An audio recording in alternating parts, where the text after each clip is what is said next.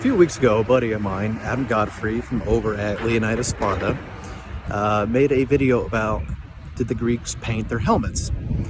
And in the comments, there was a nasty gentleman, I won't say his name, but there was a nasty gentleman who basically called them uneducated, stupid, yada yada,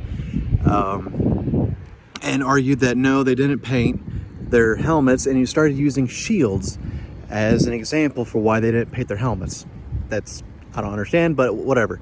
The point being is that he used, the word that was used in, for instance, Xenophon was epigraph or epigraphos, epigrapho, which means like inscription, but it could also mean painted.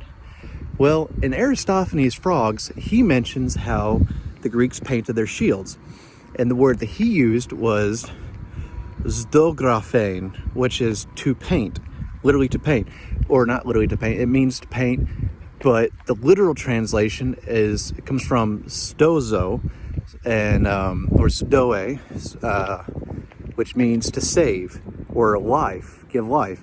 So basically, a zdographos is a painter, but it is a person who gives life to the written thing, which is very poetic. I actually really like that a lot. So the ancient Greek word for to paint is zdographo, or technically zdographein, which is the infinitive. Zdographo is I paint.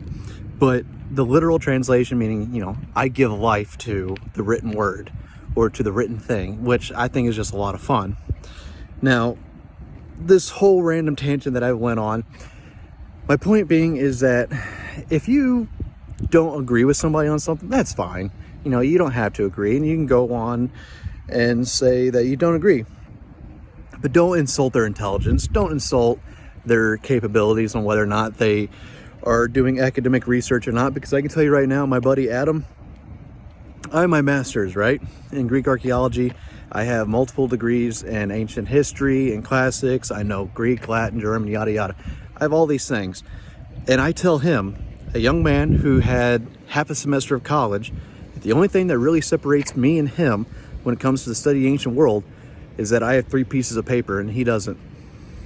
You don't have to have a piece of paper to be intelligent or to show that you know things.